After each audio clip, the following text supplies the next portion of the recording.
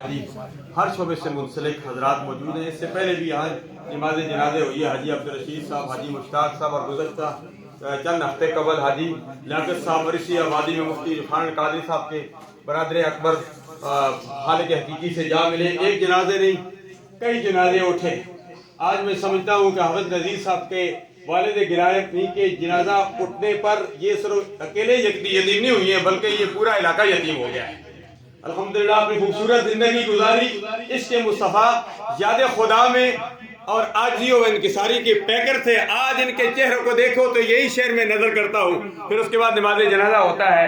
نصیر ملت پیر نصیر الدین علیہ رحمت کی زبانی، الطانی علیہ ڈھیر شریف، پیر سید عطا اللہ شاہ صاحب گیلانی، میں شعر نظر کرتا ہوں کہ نور آنکھوں میں تو چہرے پہ اجالے ہوں گے، نور آنکھوں میں تو چہرے پہ اجالے ہوں گے، مصطفیٰ والوں کے انداز بنالے ہوں گے۔ آج حاجی صاحب کا چہرہ بھی چمک دمک رہا ہے۔ جو حاجی صاحب کے نماز جنازہ پڑھا ہے، پیچھے سے ایک ٹھاٹے مارتا سمندر ہے، ان کے چہرے بھی چمک دمک رہے ہیں۔ رب ذوالجلال کی بارگاہ میں دعا ہے کہ اللہ تبارک و تعالیٰ یہ عظیم جرگے کی دعا اللہ قبول فرمائے، اور ہماری دعاؤں کو حرمین شریفین میں جو دعائیں ہو رہی ہیں اللہ ان میں شامل فرمائے۔ یا الحمدللہ جید علماء کرام مشایخ اعظام کا ایک گلدستہ ہے، یہ سارے اجتماعی طور پر دعا فرمائیں گے۔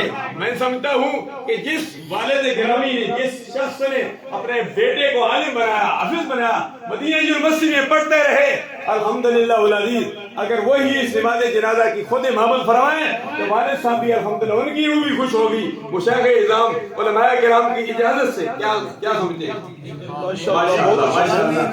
علماء کرام نے شوکت فرمائی ہے۔ حافظ نذیر احمد قادری صاحب چونکہ خود عالم دین حافظ ہیں، خود نماز جنازہ کی امامت فرمائیں گے۔ سارے علماء کرام بعد میں اجتماعی طور پر